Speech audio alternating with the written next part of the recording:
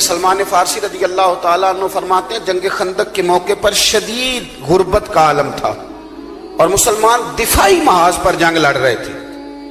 خندق کھودی جا رہی تھی، چوڑی خندق کھودیں گے، آگ جلائیں گے تاکہ کفار حملہ آور نہ ہو سکے. غربت کا یہ عالم تھا کہ پیٹ پر پتھر باندھے ہوئے.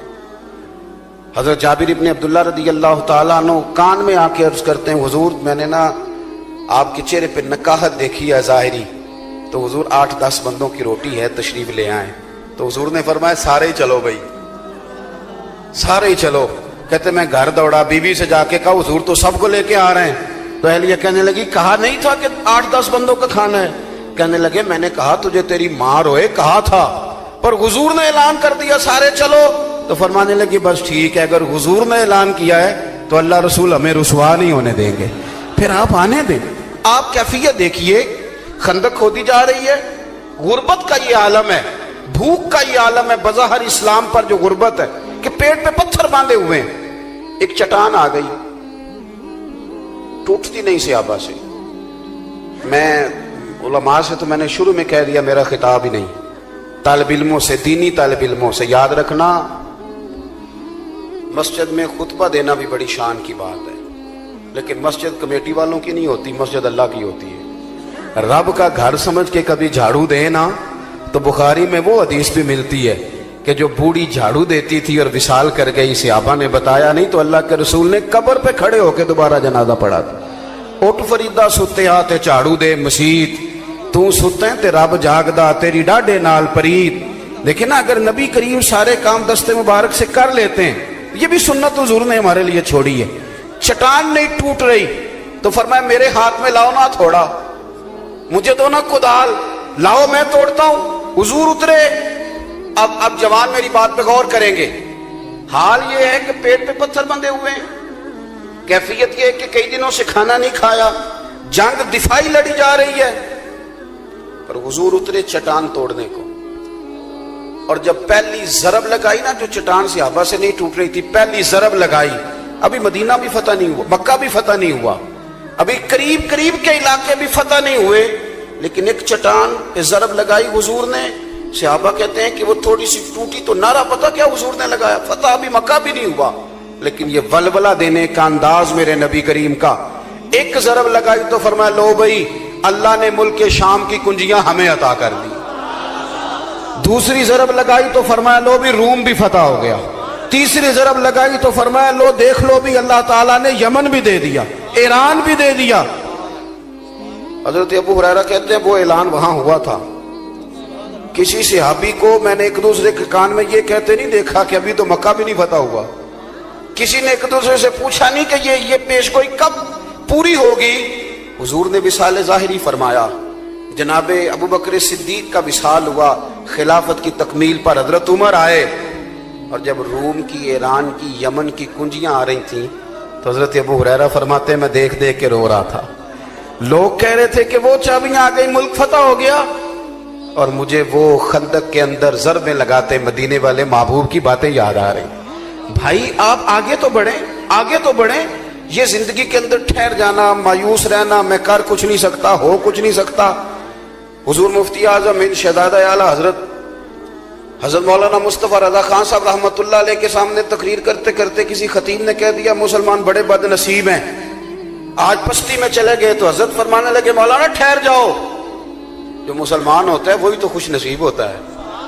جس کو حضور کا کلمہ پڑھنے کی توفیق نصیب ہے وہ بد نصیب ہے. وہ تو کنتم خیر امت میں داخل ہے. اور آپ نے یہ کیا کہہ دیا، ان کو خوش کریں، خوشخبری دیں. اس لیے نبی پاک صلی اللہ علیہ وسلم نے حضرت سیدنا معاذ ابن جبل رضی اللہ تعالیٰ عنہ کو یمن بھیجتے ہوئے کہا تھا لوگوں کو خوشخبریاں دینا، مایوس نہ کرنا. تھوڑا سا اپنے اندر یہ شوق پیدا کریں آگے بڑھنے کا. ایک تیسری بات آپ کی خدمت میں عرض کرنی ہے، پھر بات کو سمیٹتا ہوں.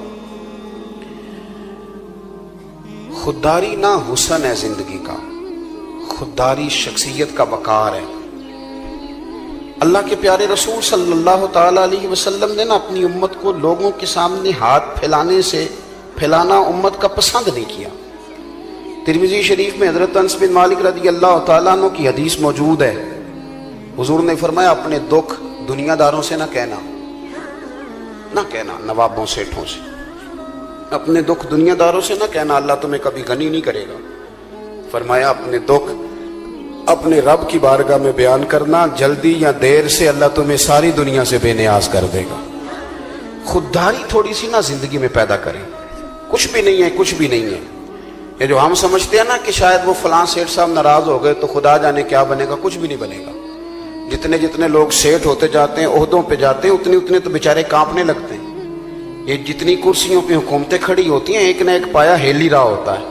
یہ بیچارے پریشان ہی رہتے ہیں. خودداری جوانوں کے لیے بڑی ضروری ہے. ہمارے بچے، آنے والی نسل سہارے ڈھونڈنے لگی ہے. کہتے ہیں وہ میری لندن والی کبھی پھپھو مہربان ہو گئی تو کام بن گیا. امریکہ والا ماموں اگر کبھی رشتہ داری کر لے تو پھر خواب دیکھتے ہیں بچے کہ سویرے اٹھوں تو پیسوں کا توڑا میرے چارپائی کے نیچے پڑا ہوا ہو. اس طرح نہیں ہوتا. آپ خودداری کے ساتھ جینا سیکھیں، خودداری کے ساتھ. حضرت ابو ہریرہ رضی اللہ تعالیٰ عنہ فرماتے ہیں ایک شخص نے آ کے کشکول طلب دراز کیا، اور کہاں دراز کیا؟ جہاں سے کبھی کوئی خالی گیا ہی نہیں. سرور کائنات کی بارگاہ میں ہر ایک کو ملتا ہے. کون دیتا ہے دینے کو منہ چاہیے، دینے والا ہے سچا ہمارا. کشکول آگے کیا، حضور کچھ دیجئے. توجہ ہے میری بات پر؟ حضور نے فرمایا کیوں مانگتے ہو، تمہارے پاس کچھ نہیں؟ عرض کی حضور ایک پیالہ، ایک کمبل. ہے کوئی اتنا غریب اس محفل میں بیٹھا ہوا؟ ویسے کسی سے پوچھنے حال کیا ہے تو بڑے غریب نکل آئیں گے. بھائی ایک پیالہ اور ایک کمبل، اتنا زیادہ غریب بھی کوئی ہوگا؟ اس نے کہا حضور صرف ایک پیالہ اور ایک کمبل. تو کریم نے فرمایا لے کے آنا.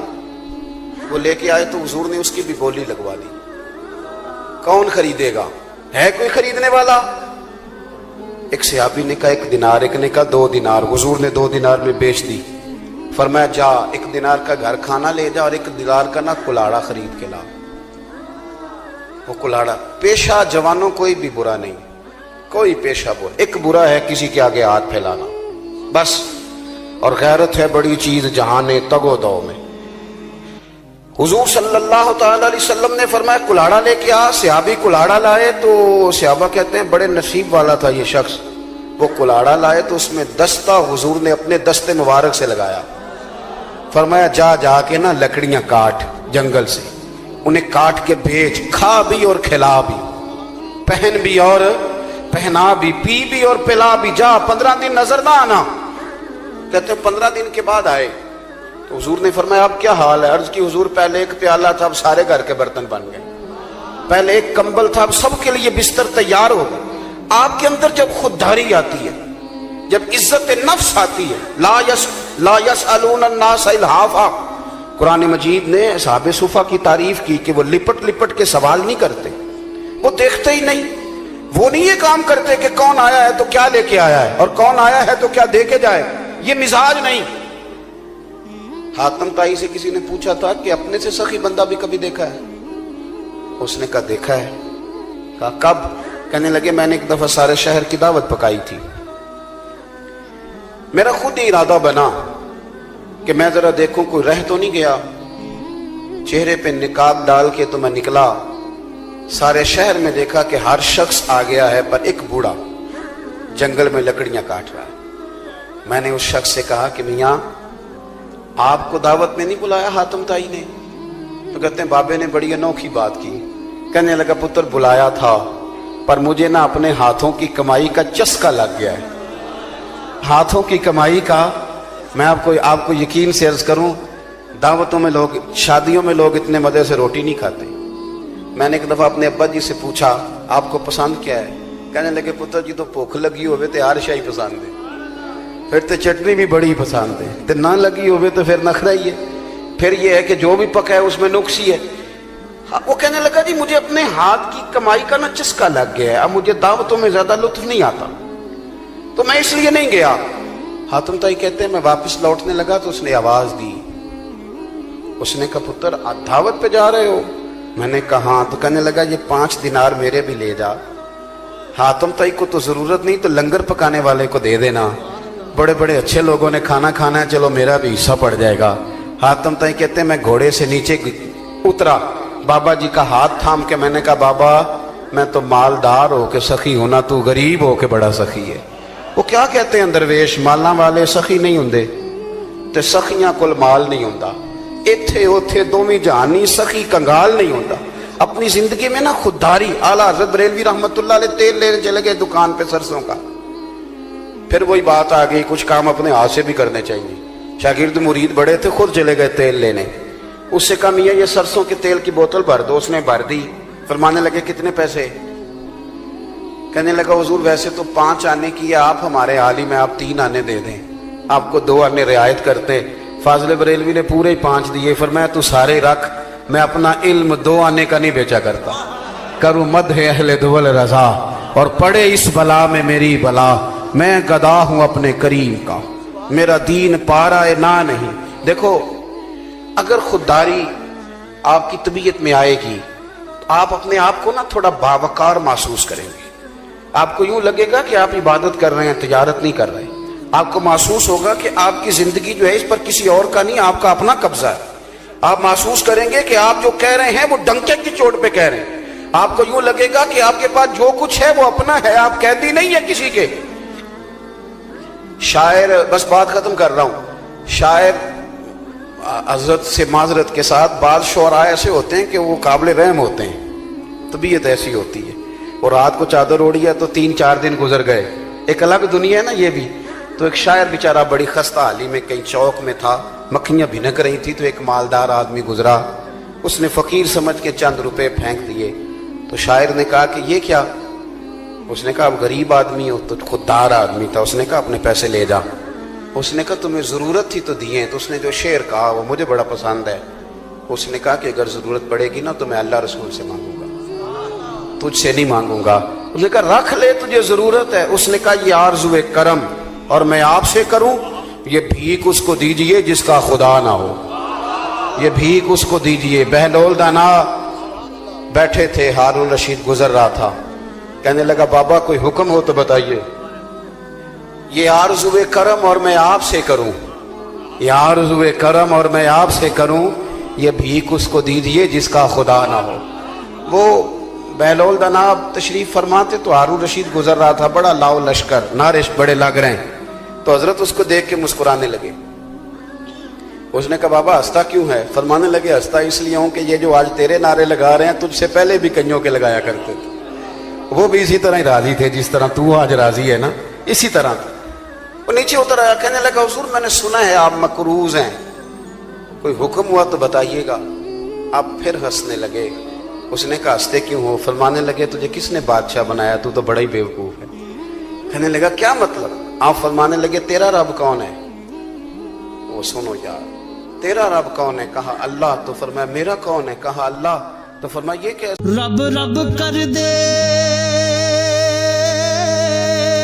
बुढ़े हो गए अते मुल्ला पंडित सारे,